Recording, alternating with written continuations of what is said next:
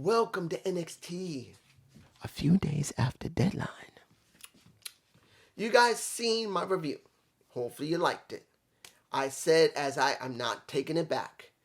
What we saw was a good show, good concept in the Iron Survivor Challenge since they don't have War Games anymore. It was alright. The show was generally okay, but wasn't great. It was good, but not great. Now, do you, and I'm going to say this now, do you believe what you just saw on this show should have been done on deadline? You guys can leave a comment below. For me personally, one thing should have been done on deadline instead of here. But it's understandable on what happened, but then it's not understandable what they just did. I'm just saying. Now, opening. We had Grayson Waller and we have, trying to make this all about Grayson Waller while Roxanne... I think the reason I'm botching here is this. Roxanne Perez looked really awkward in the ring, making it about her. This shows she's still very inexperienced in how to handle a crowd. She's acting way too girly and way too innocent. Now, mind you, there's nothing wrong with acting girly as a woman. There's nothing wrong with acting girly as a man either. But the point is, you got to have a certain way of doing it in the ring with the fans. And you can tell that this is new to her. So this is something she's going to have to work on while she's stuck in NXT, which she should be. Grayson Waller comes up in a baller car, comes through the fans, and makes it about himself, which I'm not surprised. And he's polished enough to be able to make it work. And you can see Roxanne trying to fix some of that. But to be honest, you could tell she needs work in that situation. She's a good wrestler. I've seen her in reality wrestling. Guys, when I first saw her, she was still a teenager. She's 21 now. She's 21 now. When I saw her, she was probably 17 or 16 years old. In reality wrestling. She literally grew up there until she finally came to NXT. I'm just saying. So, she needs work. She tried to make it about herself as well. But then Braun Breaker comes out to make it very clear, don't mess with my girl. But also, you ain't a nobody because you did not come out as number one. She did, which she did, and she looked good while doing it. She wasn't great, but she did good. And he pretty much got pissed off at Grayson and tried to chase him up the steps and out of the arena. Then you got Mandy wiping her out afterward. I wasn't surprised. I was expecting Mandy to come out with Grayson. Maybe at the Titantron, maybe at the steps too. But she decided to run out and attack her from behind. So that is how the match got started at the end of this show. Now, first match. We got Wes versus Stax of the Don D'Angelo De Niro's, well, pretty much his Don ship. Here's where it gets a little, this is where the Don needs more The reason I'm botching here, I'm not against Stax. I think it's okay. But you need more men, D'Angelo. You don't got none. You got one guy, and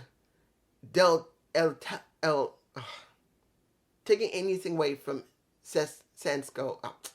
You see I'm botching is because I don't want to bring Delgado El Fantasma into this. I don't need to bring in Santos Escobar, El Toro, and everyone else because they're gone.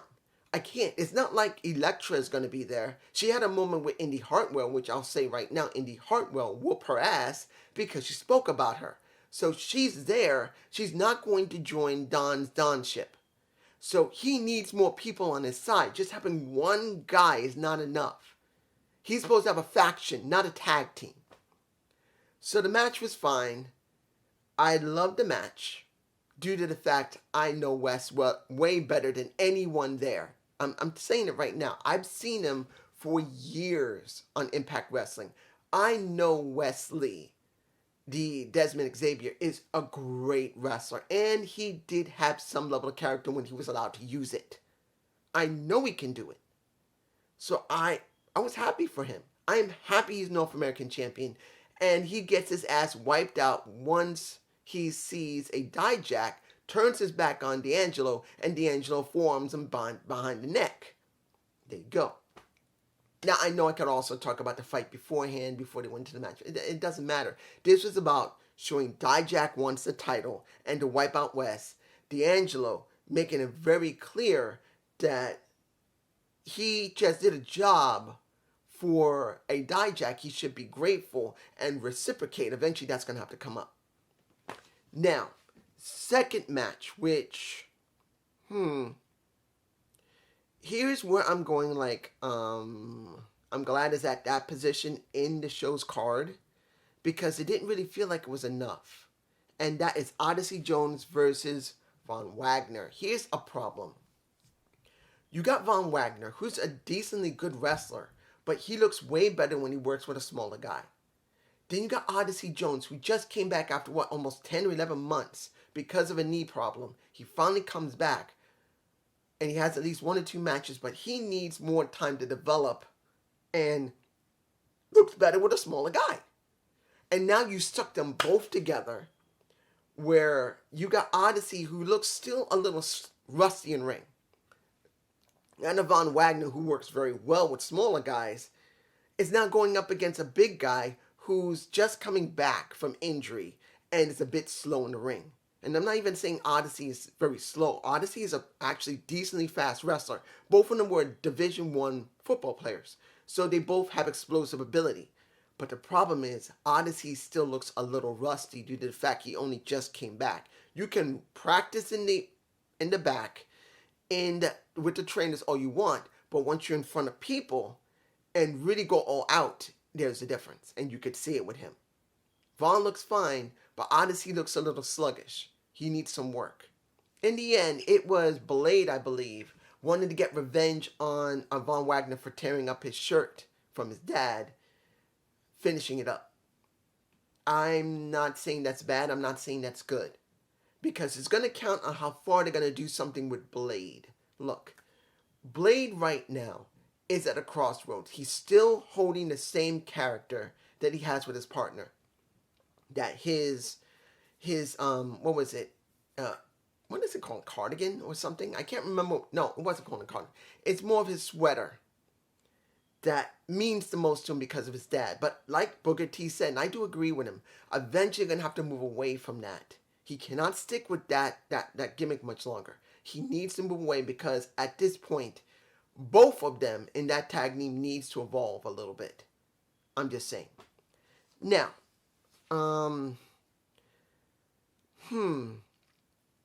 let me give it to you like this. I'm going to get this done now. Valkyria versus Miller. I don't remember what her name is. I believe Aurora Miller, I believe her name is. When Laura Valkyria came out, it was beyond stupid. You put... I'm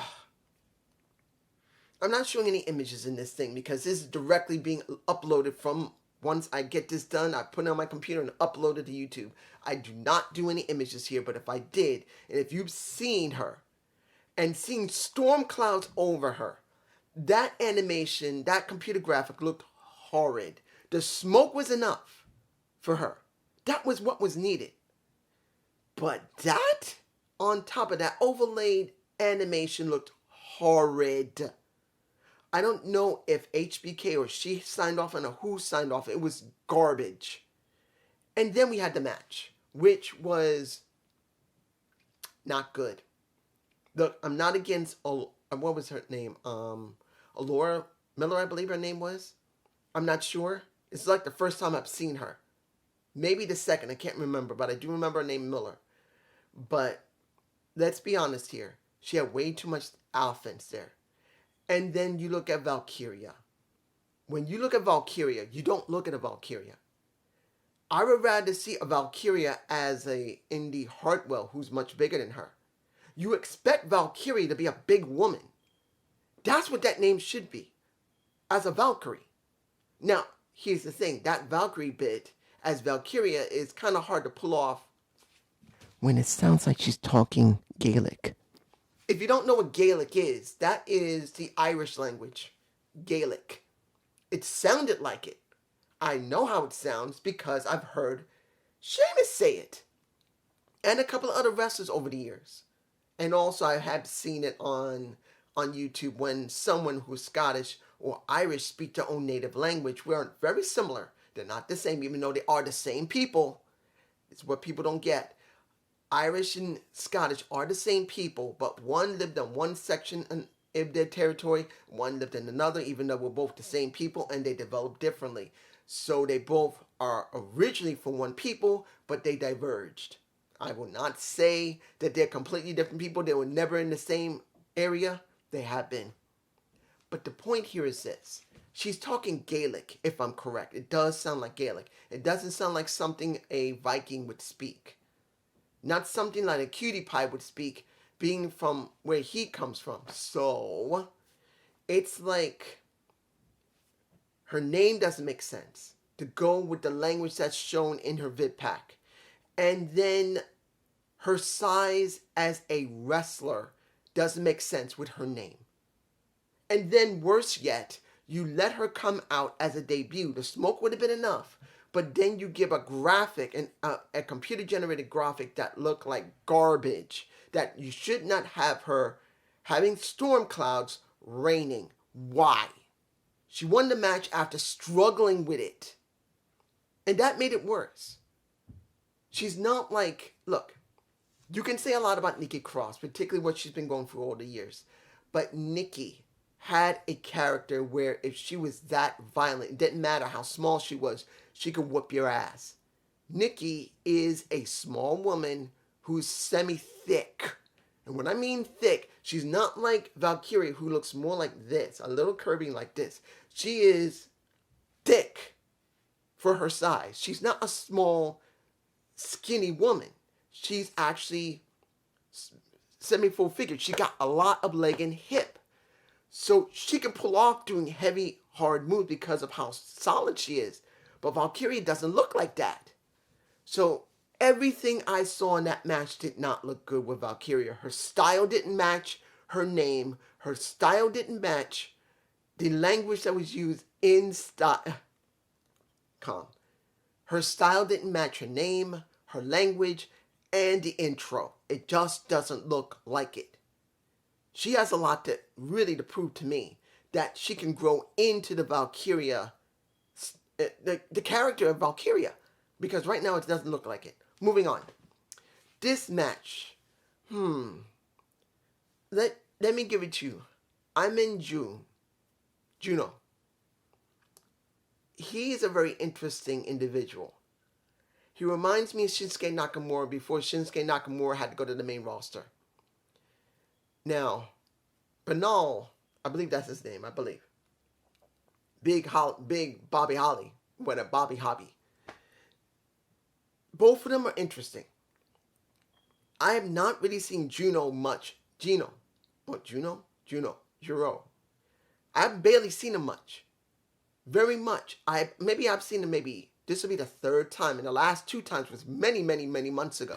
I don't know if he was injured or they just didn't put him on TV because they didn't have anything for him, but this is like the third time I've seen him after what? Last time I saw him was like 4 months ago. So I don't remember nothing of him. It was brief, and it wasn't even in a ring. It was in a backstage. So he looks interesting with that jacket. But once he won the match, the more interesting person that kind of reminds me of ACH was Scripps, because he decided to whoop the ass of a Juro and then splat him and then take his jacket. I don't know if it's ACH. I don't think it probably is, but he reminds me of ACH. He just does. I'm not saying he is, but there you go. Now, DJ McDonough versus Brutus Creed. Now, here's something interesting. Island Sure were outside, Single and Tier. And they wanted to make sure that the Creeds were healthy because McDonough wanted to just take out Brutus. He just wanted to destroy him. He hurt his arm, and he used that, this one. And he tried to take advantage of that, and that was one of the major reasons he won. Now, Single managed to grab a chair from DJ because JD, sorry, not JD, because he was going to try and break his arm, and he had to stop him because he wanted the Creeds. They both want the Creeds healthy, and JD is doing everything he can to prove that he's right and that he can destroy anybody, but also say the Creeds are just accident prone. But here's a problem for me personally when it comes to JD McDonough. I actually like the attitude of JD. The way he acts as he does, he's not just a sort of runt. He's a sort of runt that's extremely dangerous. And you can see it not just by his ring work, but also by his attitude and his vignettes and how he talks. But they've been letting him loose. Look what happened in the the Iron Survivor Challenge showed that he didn't get one pin, one submit, nothing. Flat out, he gained nothing in that match. And for months, what has he been doing? Jobbing to people, even though he did really make Axiom look really, really, really sympathetic when he bent his leg back like this and made it into a damn pretzel. But still, why has he been jobbing so much? And where's Taylor Bates? Supposedly, the big boy is not there. What's going on? They have nothing for him at this point. I'm not saying that things are great in NXT, but I'm saying that you got most of the NXT UK roster there, and you're barely doing anything with them. What are they saving them for, NXT Europe? Anyway, let's move on. Duke Hudson versus Damon Kemp. Another guy that you just had a feud with him with the Creeds. And you think he'd be doing something more, but he's not. He just basically jobbed to Duke Hudson as they're trying to set something up between Duke, Dempsey, with Drew Gulak. Where Gulak looks like he's trying to set up his own faction in NXT. So, I'm going like, okay. Andre and Thea was there. They don't want to lose Duke. But then you wonder how far Duke is going to go before either he's going to leave with Drew Gulak, or he's going to basically try and take over Chase U from Andre Chase, because Andre Chase, he's trying to show that he's incompetent as the quote-unquote professor of Chase U. It's like he's still trying to build up a way to make himself look good enough that he can take over. That's at least what I think. Let's see what else we got here. We got the New Day. Thank you. HBK made the right I don't care if anyone likes seeing New Day in NXT. I saw some of Jess Alex's review of Deadline, and he said it feels just like a developmental. I'm not totally disagreeing with him. It's somewhere in between a full developmental and what NXT used to be. It's somewhere right here that keeps fluctuating back and forth, where it goes here sometimes, it goes here sometimes, it goes there, it goes there. It fluctuates between the two. I'm not saying that it's a full developmental. It doesn't feel like it. It feels like something that's a hybrid of them both. And now seeing the New Day there, it's going to change the dynamic if they're willing to book them correctly, and counting if they're not going to the main roster periodically. New Day needs to be on NXT permanently for the next, 5 to 6 months. The way the crowd there made it feel like it was a legitimate promotion is important for the development of the wrestlers that are there. Look, having a crowd there is important, but you got to have a crowd there that's willing to engage. If you do not have an engaging crowd, what are these new wrestlers going to learn? Where some of them are basically like Rika, never wrestled on the indies, and others who have for years. They need people to feed off of. They don't want to just be in the back and just be with the trainers. You need to have crowds that are interested in the product and in you. New Day can give a new dynamic for the tag team division. They need it. And New Day was very happy. Booker T can't stand them. But we heard New Day is now Triple Crown champions. SmackDown, Raw, and NXT champions Triple Crown. But also, Kofi Kingston is a Triple Crown champion. He's now a singles triple crown champion, and now he's also a tag team triple crown champion. The only one in WWE. Now, mind you, Booker T didn't take that and he says, no, no, no, no. I'm more. I'm more. I did 6. He hasn't. Whether he likes it or not, Kofi started on the main roster. He didn't start in WCW, so that's going to make him angry. But the way they spoke was really good, particularly when it comes to Xavier Woods. Now, mind you, what I remember of Xavier Woods was he started at FCW in 2009 and then briefly was around the time of NXT. But as far as I knew, he didn't really appear on NXT. That's what I thought. But he said it himself that I was at the very first opening of NXT, my very first match in NXT, and I opened NXT with his first match was with Big E. So, for me personally, I was generally right. I knew he spent more time in FCW than in NXT. He was briefly there until he was moved to the main roster with Big E. So, when you see the situation, I was right. He never got gold in FCW, I don't believe. Or did he? I can't remember. He never had enough time. I think he might have got gold in FCW, but he never was there in NXT long enough before it fully developed into what people loved to really gain gold in NXT. Now he has it.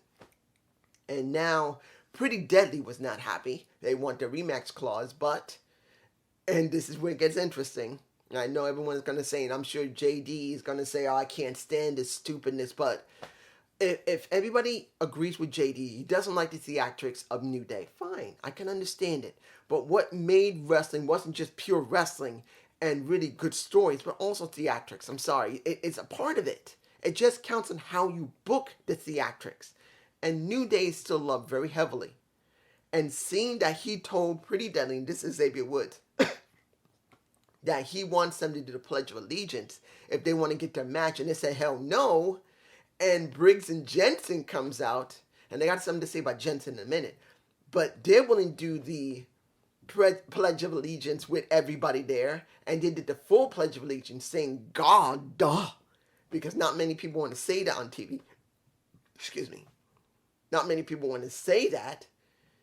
Was something that was theatrical, joking around, but it was something done. But then you see that now Pretty Deadly, who does have a rematch clause, are now being overshadowed by Briggs and Jensen. So the question is, how are they going to book New Day for the next few months? Hopefully they don't go to the main roster. Hopefully they show them a lot with the other tag teams. I don't care if they show them in the back. I don't care if they put them in the ring. Always make sure New Day is trying to put over the new talent. Particularly when they talked about Pretty Deadly, saying that you guys were the best. You made magic with us. They're not the Usos. But it doesn't mean they're not damn good wrestlers.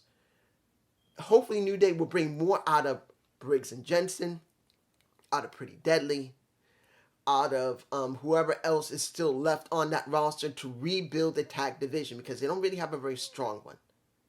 Even Tony D'Angelo and Stax, hopefully they will start building them up. That's just me. Now, let's get to Jensen and Kiana James. And wondering how far they're going to go with this, because Florin, I always mispronounce her name. But essentially, she's having really big problems with the bar. Her family's trying to deal with it, and they're having major issues. And now Kiana James comes up to Jensen, gives him a shirt saying, you got a match next week. You need to look good. This shirt is for you. I can see you. You look good. And I do agree with JD, because he did notice that there was something about James that was different, that she's something. Do I like her character? No. But I'm not saying that she isn't good in the ring. She was very good when it came to the Iron Survivor Challenge. But you wonder where they're going to go with her. And is she going to drop that moniker of being a mogul, a model, or whatever you want to call it? I'm just saying. Now, finally, we got, and I could hear it in Booker T's voice, Mandy Rose run is over finally. That's the title. That's what I'm sticking with, and that's what we're gonna have. Mandy Rose versus a Roxanne Perez, the girl that I saw on Reality of Wrestling over 5 years ago, 6 years ago actually, at least 6 years. 6 years ago, I saw her. I think I might have saw her in 2016 or 15. I can't remember when I was doing Reality of Wrestling reviews. But I knew there was something about her. She was still very green, still needed work, but she was liked there. And the question was, were they really going to give her the title now? When this could have been done at Deadline. And the problem was, she was in the Iron Survivor Challenge, so she was not going to get it before that. It just wasn't going to happen. So, seeing this, instead of seeing it on a pay-per-view, was it wise? Mandy's a good wrestler. She's actually improved in the last, year and a half. I'm not saying that she's one of the greatest wrestlers you can see. Sorry, I'm not. She's a good wrestler. She's easily average to some points above average. She is not the same caliber as a Sasha Banks or a Bayley or even... Let me give it to you like this. Easily, she's here. If with more work, she can go up here, somewhere near the main event. There's no problem with Mandy. I don't hate her. I think she progressed a lot with her character, and she has worked on her ring work. She can box her ass off like everybody else. In this match, she was trying to put over Roxy. Let's be honest. Roxanne Perez, she was trying to put her over, and she was holding a little back to make it look as good as possible. And that kind of hurt a little bit, because you can notice that she was doing certain things to make Roxy look as good as she could before this match was over. And in the end, Roxy wins. And you could hear Booker T talking about, this is the first time it's in history. And I'm going like, oh no, he knows. He knows. He knows she's about to win. And I could hear it in his voice, because if the Iron Survivor Challenge winner loses here, it's going to look really stupid. I could not believe that Rox would lose here. I couldn't believe it. So I knew she was about to win, and she does. And literally, what I wanted to see, I know the problem was they weren't going to show it, was for Booker T, next to Vic, says, I gotta go. He takes off his headset, walks over to the ring, or walks past the ring where she's already up the ramp, goes over to her and hugs her. I don't know if they may show this. They may actually do that. I don't know if Booker T did it. I wish he would, because as it's his girl, he needs to do this in front of everyone, because people there, they had to know she's from Reality of Wrestling. He said she's from Reality of Wrestling. He trained her ass when she was a teen, and now she's an NXT champion. They had that much confidence in her to hold the damn title and finally drop it from Mandy Rose. I mean, that's how it could. It could have been Cora Jade who got this. It could have been Zoe Stark. It could have been anyone else other than Roxanne Perez. They chose Roxanne because they believe she's progressed the most in the ring. Yes, her telling a story is pretty good. Her ring work is pretty good. Her talking needs work, definitely. Her carrying her character still needs work, definitely. But they believe there's something there enough that she can be something. So I would have wished, and I still hope, that he did leave the commentary table from Vic Joseph, walk past everyone, and just go to hug her. And not do it in the back where you won't see it. I'm hoping they did it in front of the fans and someone recorded it, because it's special.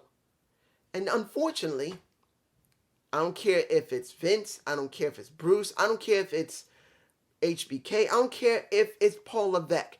If you would not let her have that moment with Booker T, who is the one who started, who's on damn commentary, and where everyone knows she started from him and deserved to have a hug from him, there, it's dumb. That's just me. Peace.